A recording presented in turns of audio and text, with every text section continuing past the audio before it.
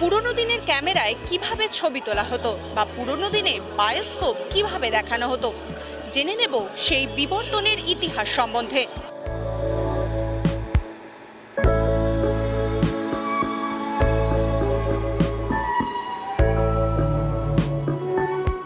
উত্তম কুমার মানে বাঙালির জীবন, আনন্দ, দুঃখ, মানে ইমোশন। তো আমরা ওই জন্য একটা এক্সিবিশন করলাম। তার সাথে সাথে যেটা আমরা প্রথম মনে হলো যে এই যে বিবর্তন হয়েছে সিনেমার, আমরা একটু এক্সপিরিয়েন্স করাই সাধারণ মানুষকে। অনেক তাড়াহুড়োর জীবন তো, কিন্তু এইটুকুটুকু একটা ছোট্ট মুহূর্ত, 5টা মিনিটও মানুষকে ভাবায়, মানুষকে আর্কাইভ করতে শেখায়।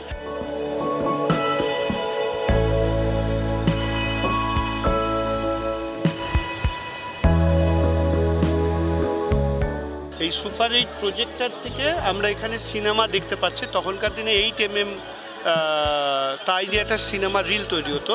সেখান থেকে যদি সুপার 8 মানে যখন সাউন্ডটা আসে, ওই ফিল্মের পাশে একটা ম্যাগনেট লাইন আছে। এইখানে যে ফিল্মটা দেখা যাচ্ছে, এর পাশ দিয়ে এখানে ম্যাগনেট লাইন থেকে এটা গিয়ে আবার এদিকে রোটেট হয়ে যাচ্ছে, আর এইখানে লাইট এসে পড়ে এই প্রজেক্টর থেকে এখানে আমরা ছবিটা দেখতে পারি। আর এখানে সাউন্ড তৈরি হচ্ছে। অবশ্যই এখানে বক্সও লাগানো যায় পরে, স্পিকার লাগিয়ে বেশি লোককে শোনানোর জন্য।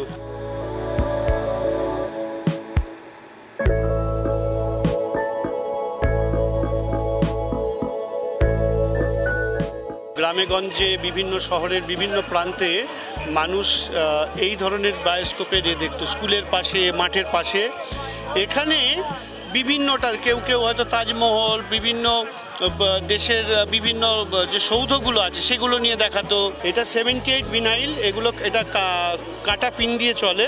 আর এখানে উত্তম কুমার এবং মানে বাংলা সিনেমার পুরো ইতিহাসটাকে হাতে হাতে ঘুরিয়ে পুরো তার চলচ্চিত্র যাত্রাটা যাচ্ছে, আর গান চলছে উত্তম কুমারের।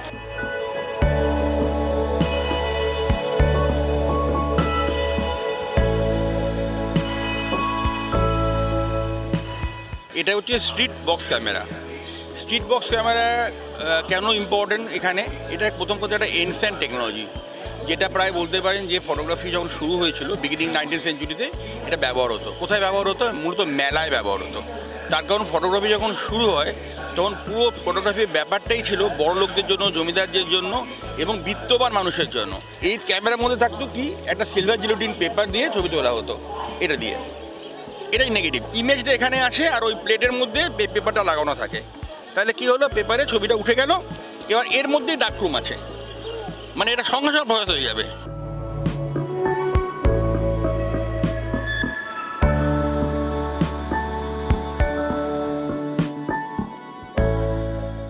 Bioscope show, vintage photoshoot, super 8 film show দেখতে হলে আসতেই হবে 49তম আন্তর্জাতিক কলকাতা বইমেলায়।